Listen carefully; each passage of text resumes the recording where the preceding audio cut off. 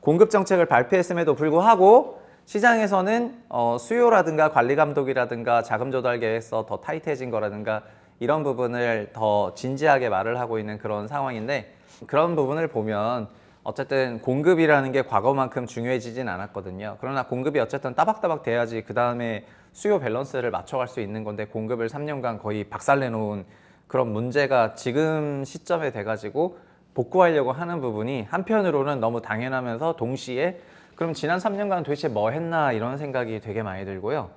안녕하세요, 체육장입니다. 우리 채널에서 9월 15일에 전체 라이브를 진행을 할 예정입니다. 주제는 달러 자산 1억으로 평생 월급 완성하라 라는 제목의 확장판 되겠습니다. 교보문고 쌤 강연 역사상 가장 많은 관객들이 오실 정도로 반응이 뜨겁다는 것을 제가 현장에서 확인했기 때문에 그거를 이어받아 가지고 온라인 라이브를 진행을 하려고 합니다. 그리고 라이브에 참석하시는 분들에게는 좀 특전이 있어야 되기 때문에 이제 링크에 연결되어 있는 카톡방에 들어오시면은 밴딩과 함께하는 8월과 9월 달을 예상해 볼 수 있는 부동산 인덱스 리포트도 제공할 생각입니다. 이 라이브는 1부, 2부로 구성이 되는데요. 첫 번째는 9월 15일이니까 그 전에 발표되는 부동산 정책을 담아서 공급을 해석하는 이런 게 첫 번째 파트가 될 거고요. 두 번째는 메인 주제인 달러 자산 1억으로 평생 월급을 어떻게 완성할 수 있는지, 그 부분에 대한 최부심 최국장만의 전략을 전달해 드리도록 하겠습니다. 많은 신청 부탁드립니다. 신청 링크 밑에 있다고!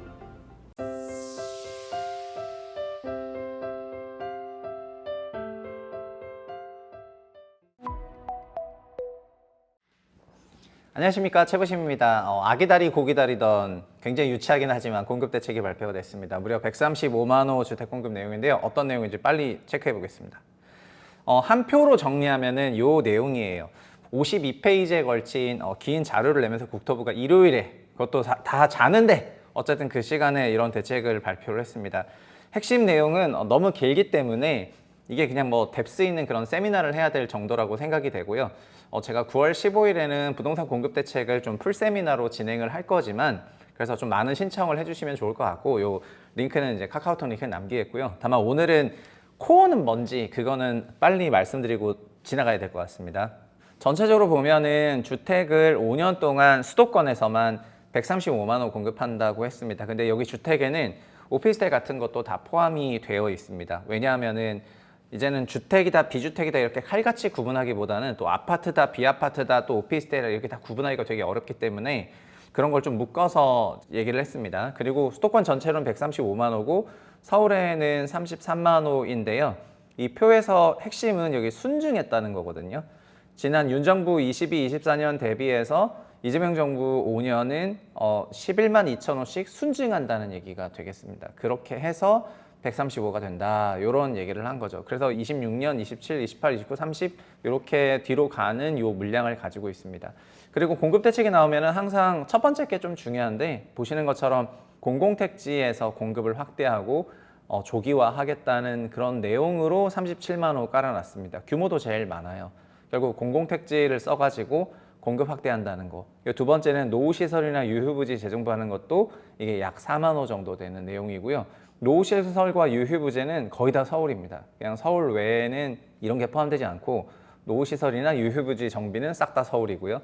세 번째가 도심지 주택 공급인데 이 테마에 재건축 재개발이 들어 있습니다. 그리고 이번에는 재건축 재개발을 속도를 좀 빨리 해주고 여러 사업 여건을 도와주고 대여금도 늘려주고 통합심의하게 해주겠다는 내용이지, 21년 이사대책처럼 공공 재건축하겠다는 내용이 아닙니다. 그래서 이 공급 대책이 나오고 나서 재건축 재개발 그쪽 커뮤니티에서는 뭐 나쁠 게 뭐 있냐 약간 이런 생각이었습니다. 그래서 도심지 주택 공급을 굉장히 확대한다는 그런 내용을 담고 있고, 이제 서울에서 15만 호기 때문에 이게 굉장히 주택 공급의 코어가 되는 거죠. 그리고 민간 공급 여건 개선하고 기타 주택 사업으로 21, 35만인데 오피스텔 등이 여기에 이제 포함이 되어 있습니다. 이렇게 총 135만 호의 공급 대책이 나왔어요. 그리고 정부에서는 이 135만 호 주택 공급 대책의 사이트를 다 기표를 했습니다. 보시는 것처럼 수도권 서부 지역에 대해서도 공공주택지구, 이게 3기 신도시를 포함하는 공공주택지구는 빨간색으로 표시했고, 그 다음에 정비사업, 민간 정비사업은 파란색으로 표시를 했고요. 그 다음에 도심 공공주택 복합사업이 보라색이고, 그 다음에 소규모 정비사업이 이렇게 약간 오렌지색으로 이렇게 표현을 해서 서울 수도권 서부 지역, 그리고 보시는 것처럼 수도권 동부 지역, 서울을 둘러싸고 있는 3기 신도시가 이렇게 굉장히 넓은 면적으로 되어 있다는 게 확인이 되실 거라고 보고요. 그리고 마지막으로 수도권 남부 지역에는 이렇게 뻗어져 있습니다. 이런 공급 대책을 하기 위해서는 법을 개정해야 되기 때문에 언제부터 이게 본격적으로 시행이 되냐 이런 게 되게 중요한데, 핵심은 올해 12월부터 바뀌는 게 많습니다. 공공주택 특별법 개정안 발의하고 그 다음에 시행령 개정하는 건 바로 되겠지만 이런 부분은 하는 거고요. 그 다음에 전체적으로는 공공주택 관련해 가지고는 이미 공공주택 법이 있으니까 그거를 시행령 개정을 통해 가지고 연말까지 갈 거다라고 했기 때문에 뭐 37만 원 공급되는 건 문제 없어 보이고요. 그 다음에는 토지 보상이라든가 조특법 시행령 바꿔가지고 하겠다는 내용이 있고, 또 중요한 건 이런 건데요. 유휴부지 개발하는 데 있어서 이제 학교 부지라든가 노후시설 부지를 개발하기 위해서 새로운 특별법을 만들기로 했습니다. 그러니까 소위 학교부지 개발 특별법이 되는 거죠. 학교부지 개발 특별법을 올해 12월에 만들 예정입니다. 결국 올해 9월부터 12월까지는 이런 관련 입법을 할 것 같고요. 도심 유휴부지 활용해가지고 뭐 여러 특별법 만들고 그 다음에 그걸 통해가지고 본격적으로 일을 할 수 있게 만든 다음에 사업은 내년부터 하는 그런 거라고 보시면 되겠습니다. 그거 외에 빈집법을 또 신규로 제정할 예정입니다. 그러니까 빈집의 경우에는 빈집 및 소규모 정비가 같이 묶어 있는데 빈집을 따로 빼가지고 도심 내 빈집이 또 있기 때문에 그런 특별법을 제정해가지고 그것도 올해 12월에 할 예정입니다. 그러니까 학교 특별법, 빈집 특별법 이걸 다 올해 말에 그 제정을 할 예정이고요. 그리고 심지어 모듈러 그것도 발의를 할 예정입니다. 그러니까 모듈러는 여기 보시면은 모듈러 특별법이라고 해가지고 집을 좀 빨리 지어야 되니까 빨리 지을 수 있도록 하는 여러 가지 그런 특별법을 발의를 하겠다고 했고, 이건 내년 6월까지거든요. 그래서 내년에는 아마 모듈러 주택이나 이런 쪽에 기대가 조금 있지 않을까 하는 그런 생각도 약간 있습니다. 그리고 시장에서 관심 가졌던 거는 공급보다는 수요라든가 관리 감독이 훨씬 많았던 것 같은데, 감독 기능 강화를 위해서 거래신고법을 개정하겠다고 했는데 소위 이것이 부동산 감독원을 약간 예고하고 있는 그런 내용이 되겠습니다. 그래서 부동산 감독원 설립하면은 정말 모든 부처에서 와가지고 다 연결해서 조사하는 그런 기관이 만들어지는 건데, 사실상 부동산 감독원이 만들어지는 그런 것과 유사하다라고 저는 바라보고 있고요. 그리고 종합해 보면은 이런 것 같습니다. 어저께도 보면서 제가 그런 생각했는데, 일단 윤석열 정부 3년 동안 주택 착공이 굉장히 감소한 거는 주택 경기가 나빠서이죠. 22, 23, 24년을 가지고 있었기 때문에 주택 경기가 굉장히 나빴습니다. 근데 윤 정부는 주택 경기가 그런 상황에서도 280만 호 공급이라든가 이런 상당한 공급 물량을 밝혔는데, 그런 엄청난 숫자는 어디서부터 나오는 거냐면은 인허가에서 나오는 거거든요. 그러니까 인허가로 자기네가 공급 관리 목표를 삼겠다고 했습니다. 그런데 이번에 달라진 거는 착공을 목표로 공급 목표를 삼겠다고 변경을 했어요. 그러니까 국토부는 윤 정부 3년 동안은 인허가를 목표로 하겠다고 얘기를 한 부처였는데 지금은 착공을 목표로 하겠다고 합니다. 근데 상식적으로 생각해도 착공이 목표가 되는 게 맞잖아요. 그래서 윤석열 정부 3년에 왜 인허가를 하는지에 대해서 원희룡 장관을 포함해가지고 그 당시 많은 국토부 고위 공무원들에게 이런 부분을 지적을 했지만은 윤석열 정부 3년의 그 관료들은 인허가를 하는 게 맞다 이러면서 다 뭉쓰고 넘어간 사람들입니다.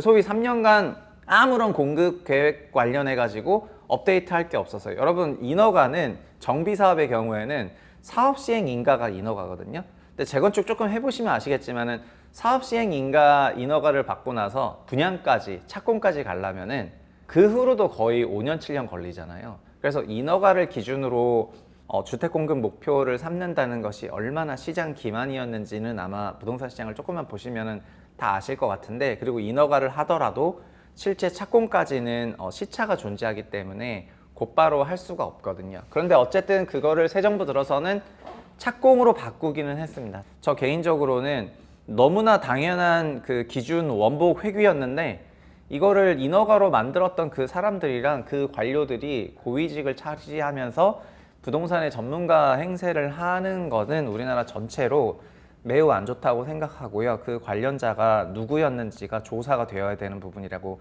저는 이제 생각을 해요. 그러니까 왜 인허가를 했고 지금 왜 착공으로 바꿨고, 그러면 과거에도 착공 기준이나 분양 기준이나 준공 기준인데 그거를 인허가로 바꾼 놈이 누군지, 그 바꾼 놈이 어쨌든 3년간 주택 공급 시스템 다 무너뜨린 놈이거든요. 걔를 찾아야 됩니다. 걔를 찾아가지고 지금 다시 착공으로 바꾸게 된 그 맥락을 이해할 필요가 있을 것 같습니다. 그리고 이런 기준은 절대 바뀌어서는 안 되겠죠. 통계 기준을 그냥 막 지 맘대로 이제 바꾼 거니까요. 이거는 그냥 사실상 거대한 그냥 스캠이었다고 저는 생각합니다. 국토부의 지난 3년간의 행보에 대해서는요. 두 번째는 왜 135만이냐 뭐 이런 질문들이 있는데 3차 중장기 주택 계획이라는 게 있습니다. 중장기 주택 계획은 23년부터 32년까지입니다.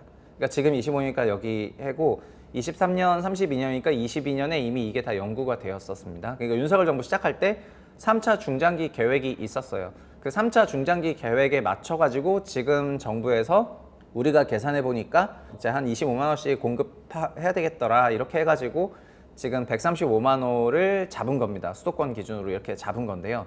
근데 이렇게 잡은 거라는 건 다 근거와 기준이 있었는데 이 근거와 기준에서도 윤 정부 때는 중장기 계획이 있었지만 이거를 발표하지도 않았을 뿐더러 중장기 계획이 이렇다라고 발표하지도 않았고 그 다음에 이거를 가지고 뭐 주택을 어떻게 공급해야 되겠다 착공이 굉장히 미진한데 이거를 팔로우업하지도 않았습니다. 그러니까 3년간 계속해서 착공이 미진한 상태가 이어지고 있는데 그거를 어떻게 팔로우업을 해야 되는지에 대해서도 대책을 낸 바 없어요. 그러니까 사실상 말 그대로 공직생활 3년을 국토부는 놓은 거예요.